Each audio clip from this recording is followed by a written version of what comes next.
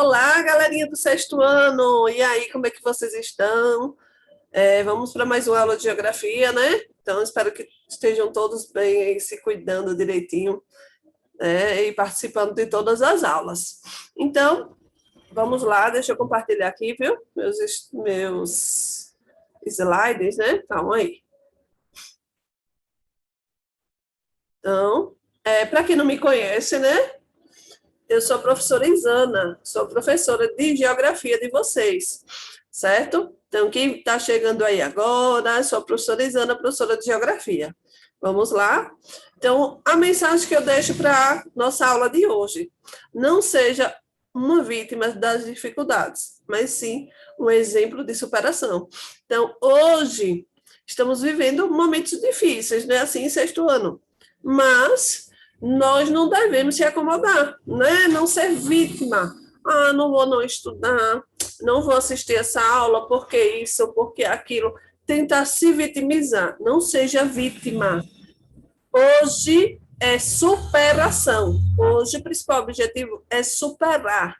Né? A cada momento que você supera, você vai só crescendo, só crescendo. Então, você vai absorvendo muita coisa boa. Certo? Então, essa é a nossa mensagem de hoje. É superação. Seja exemplo. Seja exemplo para os seus colegas, seja exemplo para a sua família, seja exemplo para os seus pais, para o seu irmão, seja exemplo para todos.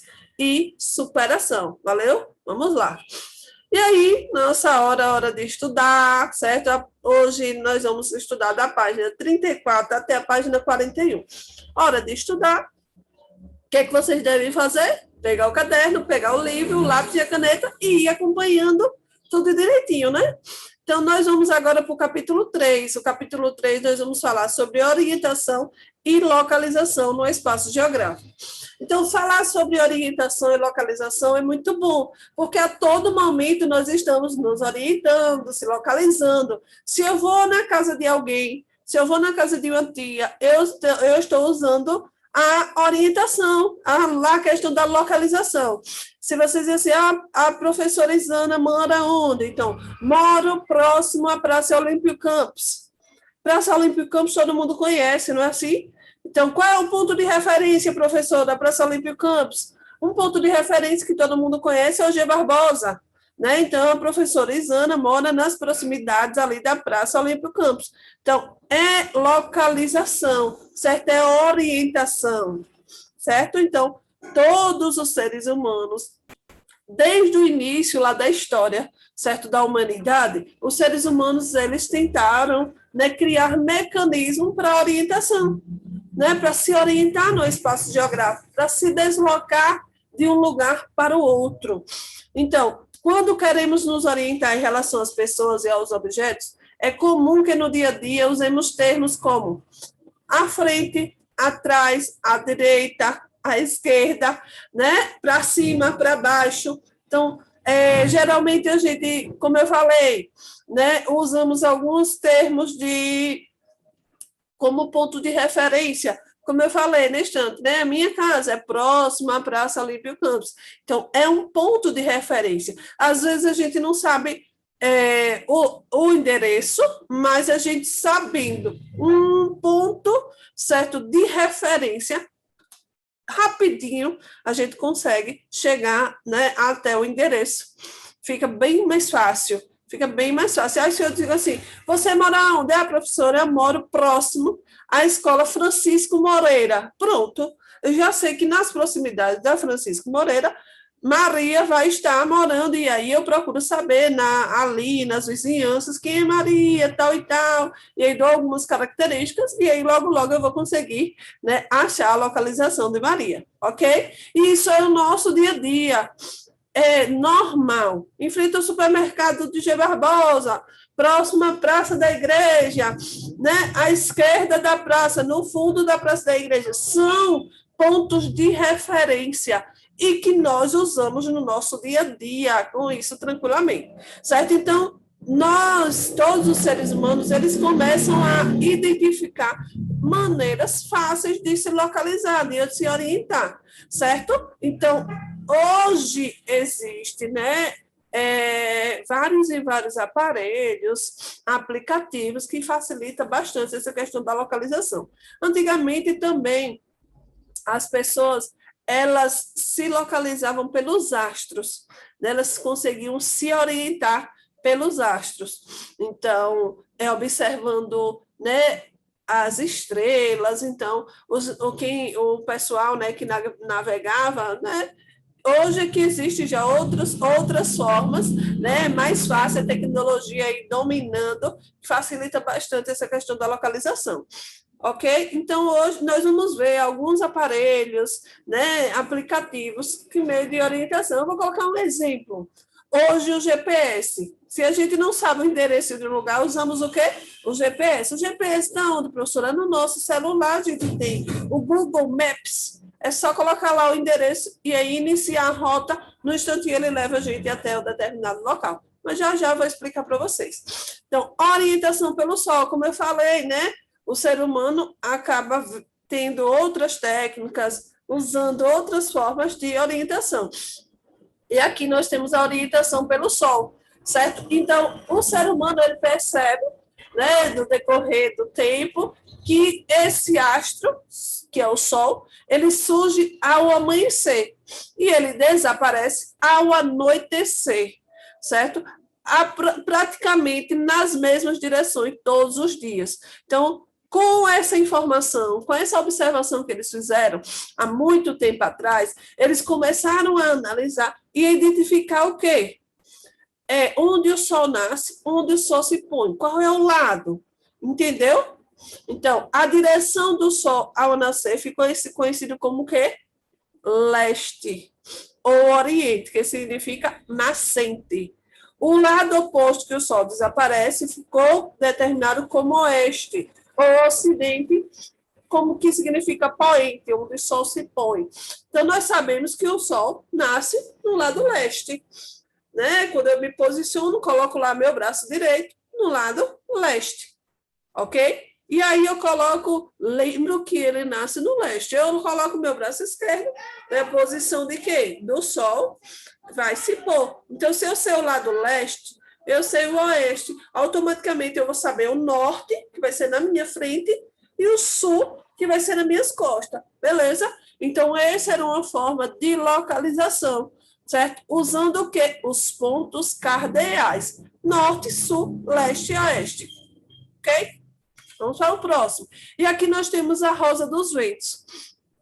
A rosa dos ventos é um complemento, certo, dos pontos cardeais. Aí nós temos os pontos cardeais, os pontos colaterais e os pontos subcolaterais, certo? Então, a partir dos pontos cardeais, surgiram os outros pontos colaterais e subcolaterais. Então, nós temos os colaterais: Nordeste, Noroeste, Sudeste, Sudoeste. Esses são os pontos, o quê? Colaterais. E os pontos subcolaterais?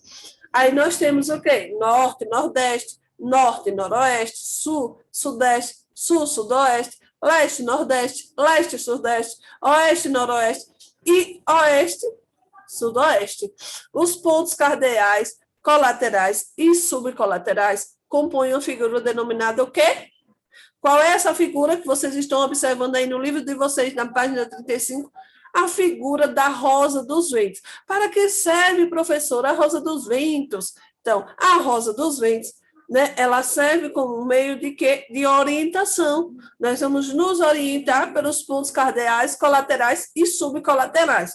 Hoje, nós não usamos tanto no nosso dia a dia a rosa dos ventos, certo? Quando eu vou na casa de alguém, eu pergunto, que eu não sei onde é, eu pergunto o endereço, certo? Se eu não sei o endereço, eu pergunto logo um ponto de referência. Facilita demais a minha vida quando eu, né, procuro saber um ponto de referência. Sabendo um ponto de referência, fica tudo mais fácil para eu conseguir chegar àquele local. E aí, quando eu estou na rua daquela pessoa que eu preciso ir lá na casa, eu faço o quê? Dou uma ligadinha. Saia na porta, que eu estou aqui na rua. Pronto, se eu não conseguir, né, o acesso com alguém, uma informação, a casa de fulana, se alguém não souber, eu faço uma ligazinha e digo, sai na porta, por favor, estou aqui, né? Então, fica fácil, né? Mas antigamente a rosa dos ventos ela era muito utilizada, certo? Era muito utilizada na navegação, na aviação, porque fazia todo um estudo para se localizar. Orientação pela bússola. O que é a bússola, né? A bússola é um instrumento de orientação, certo? Ela parece um relógio, mas não é um relógio, certo? Ela foi inventada por quem? Pelos chineses, há muito tempo atrás. E ela possui uma agulha imantada que gira sobre um eixo e um mostrador no qual está desenhada a rosa dos ventos. Então, vejam aí a bússola. A bússola tem um pontinho vermelho, né? E aí ela vai identificar, você vai colocar a bússola em um local plano, certo? Posicioná-la em um local plano, e aí ela vai girar, certo? Ela girando, ela vai lhe posicionar lá o norte. Ela vai lhe mostrar o norte. Ó, o norte está ali, está aqui, ó, desse lado. Aí você vai fazer o quê? Se posicionar. Então, quando você se posiciona, aí você sabendo o norte, você vai saber o leste, que está à sua direita, o oeste, que está à sua esquerda, e automaticamente você vai saber o sul. Então, vai facilitar bastante a sua localização. Então, a bússola era muito utilizada na navegação, muito utilizada na navegação. Hoje, como eu já falei para vocês, hoje as pessoas usam o quê? Aparelhos tecnologicamente automatizados, muito modernos e facilita bastante, né, a vida de todos. Instrumentos de localização. Então, hoje está cada vez mais comum utilizarmos instrumentos. Né? Hoje existem radares, rádios, sistema de GPS, que dá uma orientação mais precisa. O que é GPS, professora? Significa, em português, Sistema de Posicionamento Global. Então, sistema de posicionamento global. Esse sistema ele vai fazer o quê? Ele vai permitir a localização, certo? Dos pontos da superfície da Terra. Então, esses receptores de GPS, eles recebem sinais de satélites artificiais na órbita da Terra e calculam a própria posição. Então, o GPS hoje, olha aí, como eu falei para vocês, gestante, olha o celular aí, a pessoa aí no celular, né, colocando uma identificação. Quando eu viajo, por exemplo, eu vou em Aracaju, e eu não sei, eu sei o endereço, mas eu não sei mais ou menos onde é aquele ponto, aquela localização que eu preciso chegar, eu coloco logo no GPS, e o GPS vai assim, viu? Olhe, a tantos metros vire à direita. E ele fala no celular, a tantos metros vire à esquerda na rua tal. E aí você vai seguindo o que o GPS vai dizendo e você chega ao seu determinado local, ok? Então, hoje os motoristas, até os pedestres, até as pessoas que estão a pé, estão utilizando o GPS quando não sabem chegar àquele determinado lugar. Né? Então, hoje você tem uma visita que você quer ir, a visita vai na sua casa. Aí, geralmente, a visita faz o quê? Manda a localização aí você vai lá, né? Manda a sua localização. Você vai no Google Maps, lá no seu celular, copia a localização e manda o link. E aí a pessoa só aperta no link e vai embora, chega no seu casa. É muita tecnologia. Eu digo que a tecnologia está muito avançada, né? E facilitando bastante a vida da gente. Localização no espaço geográfico. Então, passamos aí por essa questão dos pontos cardeais, os pontos de orientação, né? E nós temos aqui meios, certo? Que vai dar uma localização precisa, né? Da superfície terrestre. Então, existe o quê? Um conjunto de linhas imaginárias que vai lhe dar essa localização, certo? Precisa. Essas linhas, elas são chamadas de paralelos e meridianos, certo? Então, os paralelos, elas são linhas imaginárias horizontais, certo? Ela vai dividir a Terra horizontalmente. Qual é o paralelo, professor Isana, que eu devo ter como base? A linha do Equador. A linha do Equador, ela divide a Terra em dois hemisférios, norte e sul, certo? Então, lembrando que paralelo eu vou ter sempre a linha do Equador como base, e a linha do Equador divide o globo em dois hemisférios, norte e sul, ok? Meridianos, professora.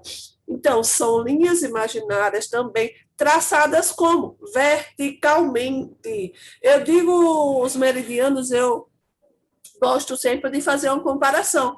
A tangerina é como se fosse o globo. Vamos lá. A tangerina está aqui, é o globo. Tem um monte de gominho, não é assim? Então, ali, cada gominho dele, vamos dizer que seja um meridiano. Então, a Terra dividida, linhas imaginárias, verticalmente.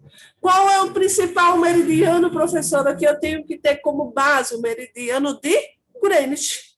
Meridiano do Greenwich. Ele vai dividir o globo em quantos hemisférios? Dois hemisférios, leste e oeste, beleza? Então, meridianos, a tangerina, com os gominhos, certo? Dividindo a Terra verticalmente, e ela vai sempre estar dividindo em dois hemisférios também, leste e oeste. Eu espero que ficou fácil.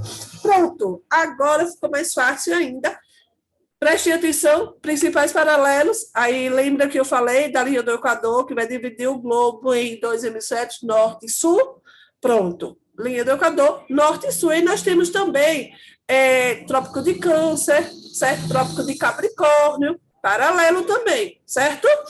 E aí, lembre que parte amarela, hemisfério sul, parte laranja, hemisfério norte.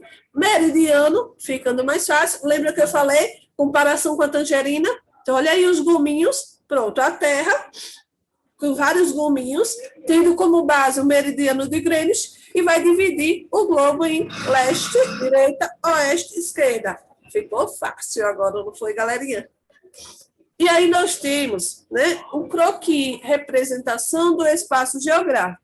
Existem várias maneiras de representar o espaço geográfico. Aí nós temos o croquis, a planta, a carta, o mapa, o bloco diagrama e a maquete.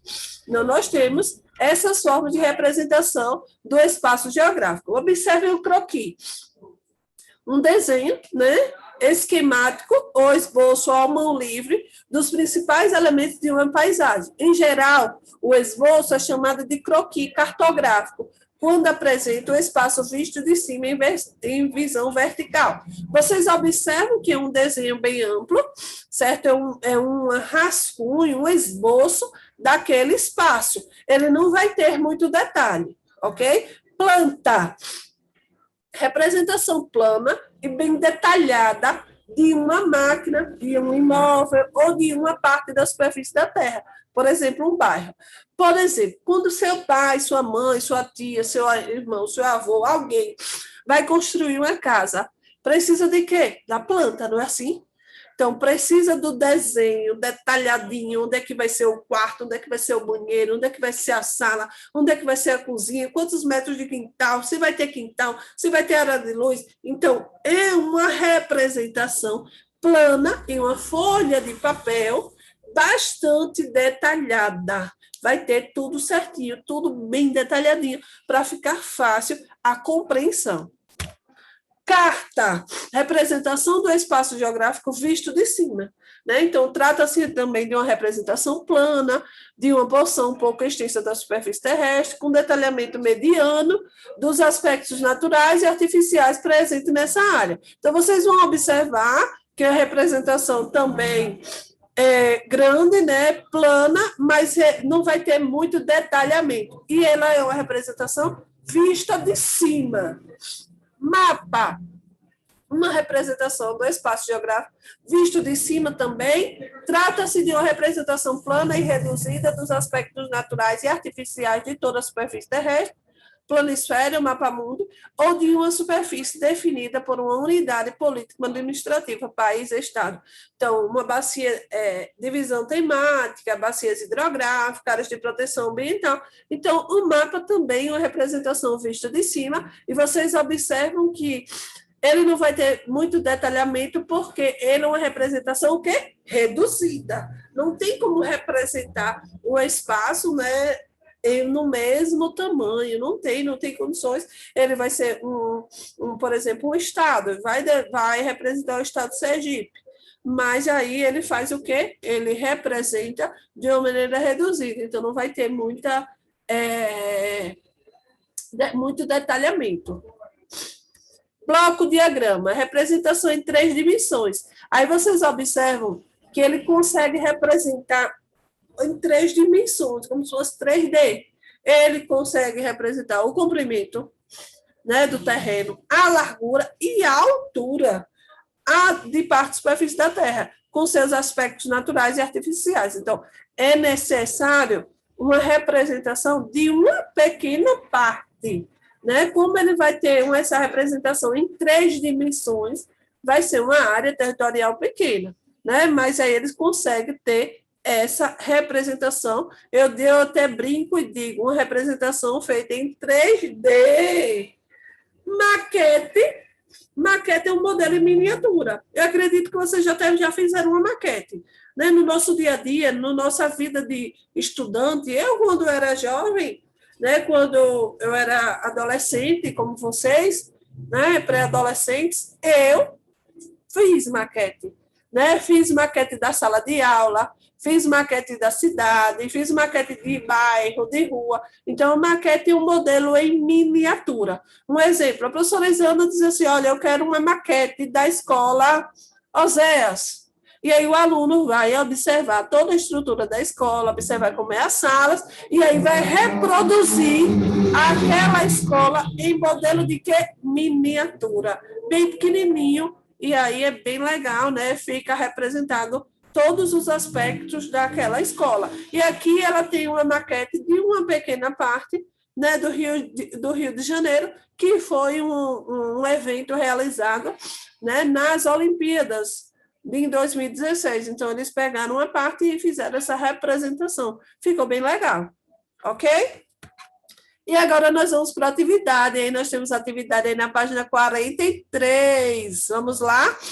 Primeira questão. Oh, que questão fácil. É a 4ª questão do livro sobre as maquetes. Responda. O que são? Olha que negócio fácil. Então, as maquetes são representações de objetos ou áreas em miniatura construídas em 3 dimensões. Podem representar elementos naturais, como montanhas e florestas culturais, construções e cidades. Então, letra B. Como são representados seus elementos? Então, de maneira geral, em áreas e os elementos representados nas maquetes são reduzidos de forma proporcional, compondo uma miniatura da realidade. Letra C. Quais são os seus principais usos? E aí as maquetes são muito utilizadas por arquitetos, engenheiros, para representar obras e serem executadas. Também são bastante usadas na elaboração de miniaturas, como casinhas de bonecas, cidades e rodovias. Então, as maquetes elas também são muito utilizadas para vendas. Quando eles vão vender, o pessoal vai vender, né, naqueles condomínios, eles fazem mais ou menos uma maquete de como seria, como é que vai ser as ruas, as casas, e aí o pessoal visualizar e ter, né, a vontade aí de comprar. Vamos à próxima. Para interpretar um mapa, é preciso estar atento aos elementos da representação cartográfica sobre a escala. Indique em seu caderno a alternativa correta. A. Indica as direções cardeais. B. Mostra quanta superfície foi deformada no plano. C. Indique os hemisférios leste e oeste. D. Expressa uma relação entre dimensões. E E. Localiza um fenômeno da superfície terrestre. Então, a letra correta será o quê? Letra C, ou letra D, perdoe, expressa uma relação entre dimensões. Então, essa é a 5ª questão, a resposta da 5ª questão. E, pessoal, nossa aula vai ficando por aqui. Fiquem em casa, fiquem com Deus, se cuidem, né? E um cheiro aqui da professora Isana. Tchau, tchau.